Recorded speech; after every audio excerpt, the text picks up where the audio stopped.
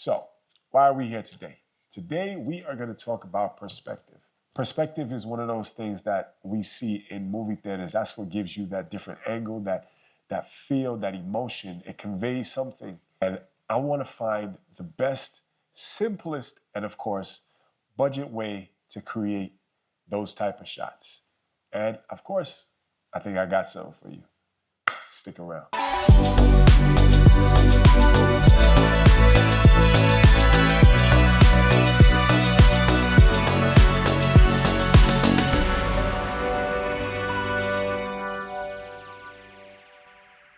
We've all seen those movies or even music videos where you might have the camera operator either in the passenger side of the seat, or maybe you might have some sort of ring attached to the car where you might see the side where the tire is moving. You could see only the direction of where the car is going. What if I told you that we can get those shots with a simple tool? That tool is the Neewer suction cup. Very small if you ask me, but don't be fooled by the size because this thing can handle a lot. It has so many different mounting points on it, right? That's the one thing that I really like about this item is that it has the ability to ensure that you can keep items safe and it gives you different angles. Now, of course, they give you this device here, which is also used to attach, whether it be a camera or a GoPro or anything of that nature. You can attach it to the device and then you attach your device on top of it.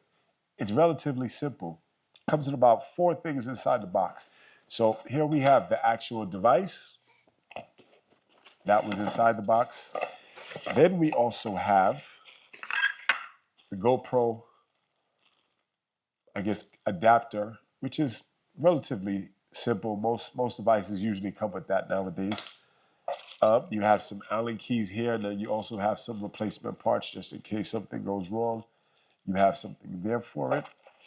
And of course, you have your instructions, which pretty straightforward if you ask me. It's about 1, 2, 3, 4, 5 pages long. So this version came out back in 2023. Of course, there are probably newer versions by other companies, but this company, I rate them. I say that they have a very good standing quality with their products. The maximum load is 110 pounds. That is a lot. 110 pounds from this little device. This little device, Neewer, what were you doing? What were you cooking up over there? 110 pounds. That's good. The suction diameter is about 6 inches, and the material is aluminum alloy and silica gel, which is just this part here, which is the suction. So let's get into it. Let's find ourselves outside, put this together, let's capture some shots.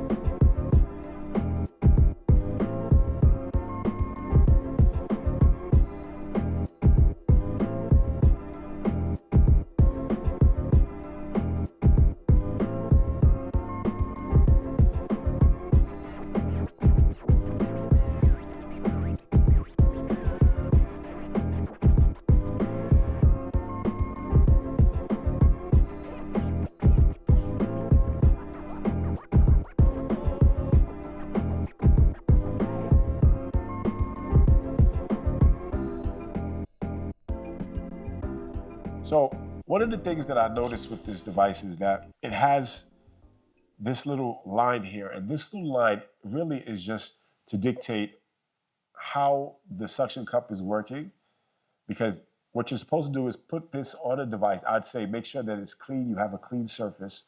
You put this on the device and you continuously push this down until you no longer see this white line. So once that white line disappears, meaning that once you push it and it doesn't pop up past the white line, it's good to go. It's in a tight spot.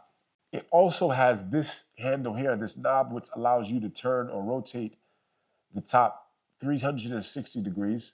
And that's very good because once you put a device on there in any angle, all you have to do And I personally would say put the suction cup on first, then attach this piece to your camera, and then attach the camera to here. It makes it easier for you to figure out what angle it is that you want to place it. Because once you do that, you can get into some tight spaces. And of course, even though this does move, this does rotate, it can be a little hard to get the exact angle that you want once you already have this in here, and then you also have your camera.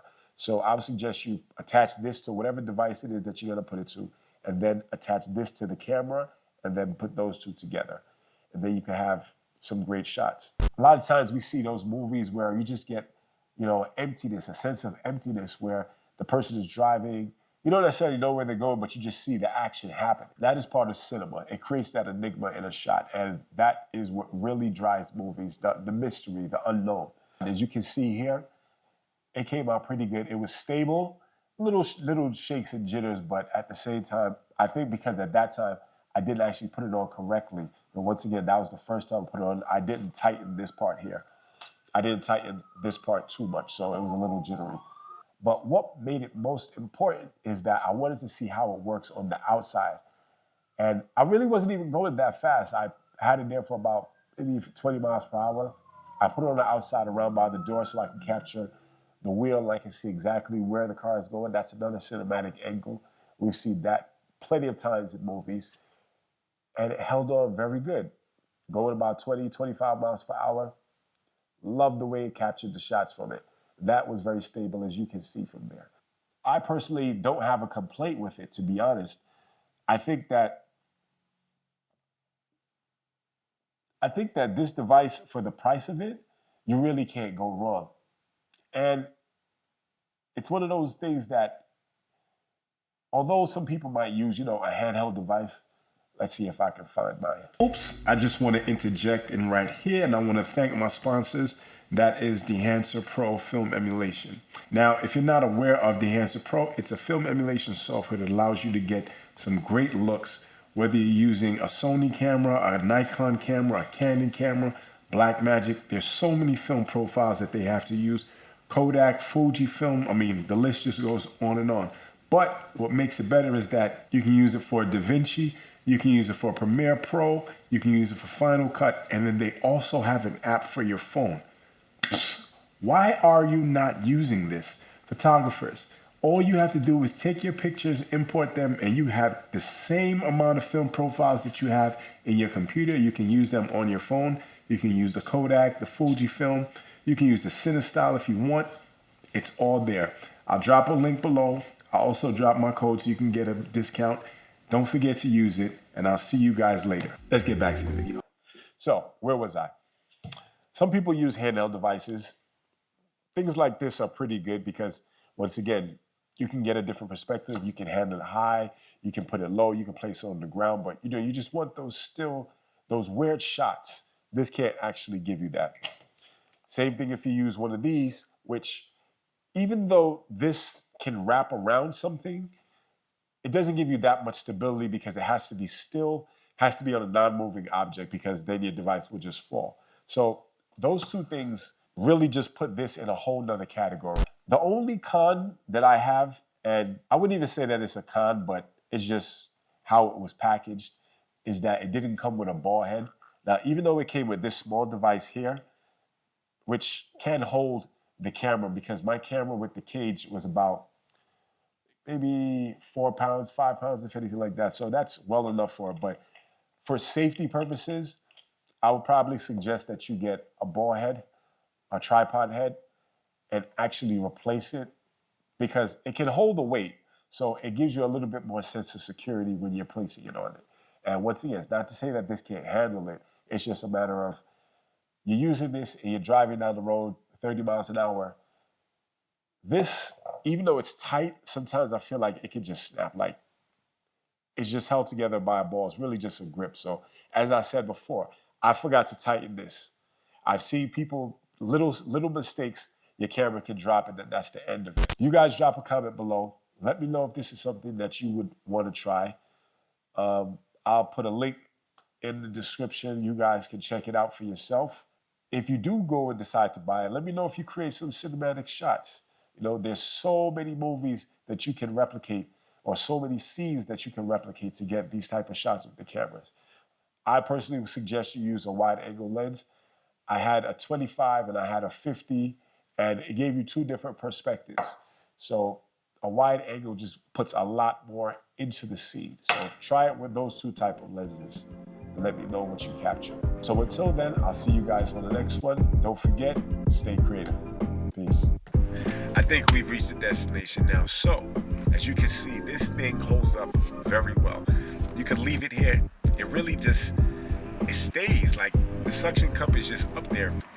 I can't even be mad at it. Like, you want to vlog, you want to shoot a music video, you want to capture different cinematic angles, copy one of these suction cups.